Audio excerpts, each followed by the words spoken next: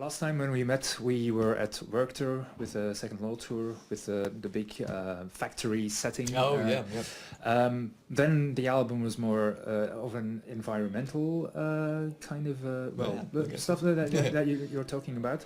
This time it's even more political with drones. How important is that to have that kind of current affairs reflected in music? I don't think it's essential, but I think for me it's a case of it's just a reflection of the things that I'm interested in naturally. I think for me there's only so many songs you can write about personal experiences, like personal life, love, emotions and things like this. For me, I have other things I'm interested in as well. So I like the songs that I'm writing to reflect all of my interests as well as my experiences. So I'm not doing it from a necessity. I think I'm doing it because it just reflects my own interests. Yeah. Yeah. Is it something that is there a message that you want to give the public as well? Because it's something perhaps they should be afraid of? Yeah.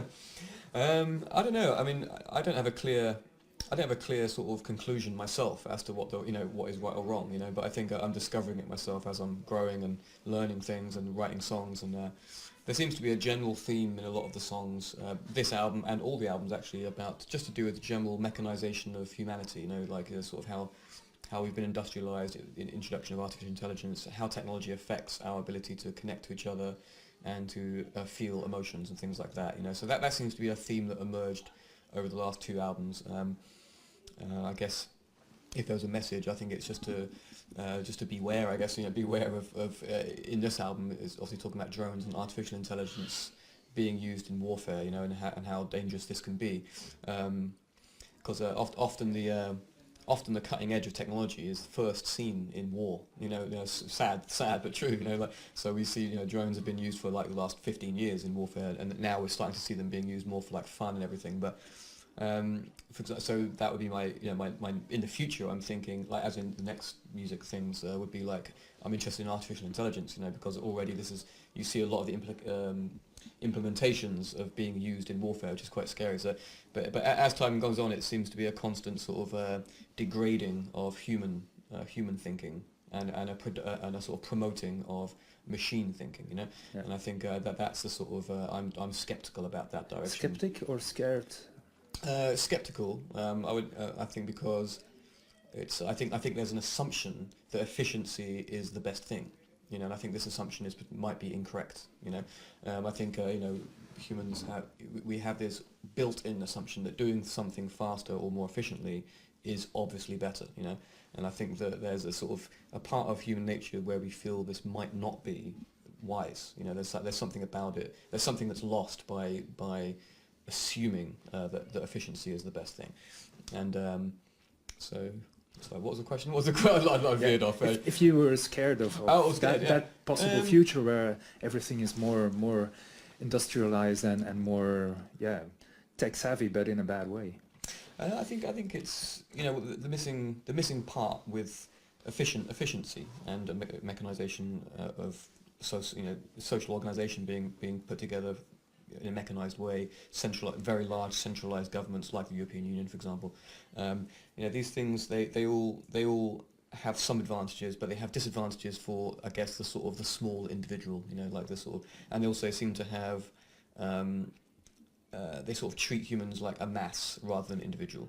So I think that's it's almost like technology in some ways is kind of like the emergence of what we were all scared of from communism, like back in like sort of many decades ago. The power of the individual seems to win, like through the West and everything. But I think in the modern times, it's almost like technology itself is reintroducing this efficiency, this method of treating humans as a mass rather than an individual. And I think the thing that gets lost in those types of setups is empathy. The feeling of it becomes very easy to do bad things. Like a small example is bullying is much more easy on the internet than it is in person. So a lot of kids suffer much more with really intense bullying that probably wouldn't happen in face-to-face. In a face-to-face it would be a certain type of bullying, but on the internet, when there's this distance created, it can become much worse. So I think that's the danger of as all of these technologies creep in, and as artificial intelligence starts to creep in, we could be seeing the emergence of a different species, you know, different evolution, sort of moving away from human beings, you know, and something else taking over. And yeah, I guess, I mean, is that scary or not? I don't know. It's difficult. We don't know where it's gonna end, you know. No. But I think there's assumptions which are dangerous. You know, the assumption that it's okay is a dangerous assumption. Yeah. Yeah. There's a lot of technology used in the show as well. Yeah. Drones flying over people's Lots of heads. artificial intelligence as well. Yeah. It's like you really want to confront people with what's possible in the future, no? Yeah. We've always used you know, the latest techs and things like that, and on this show we have autonomous moving flying objects. I think I'm not sure if we have everything here, because I think the shape of the venue means there's some things we can't do, but we'll see. Okay. But it's but yeah, we like you learn from interacting with things, you learn from doing things, you know. So it's not until you start to sort of work with this technology that you realise yeah, how difficult it is sometimes, and how complicated it is, and how strangely, how the strange effect it has on the show. You know, like, so there's elements of our show where I do feel like my humanity is being overtaken by all of this technology. You know, and I guess that in some ways is a reflection of you know, some of the meaning of the songs as well. Yeah. Okay.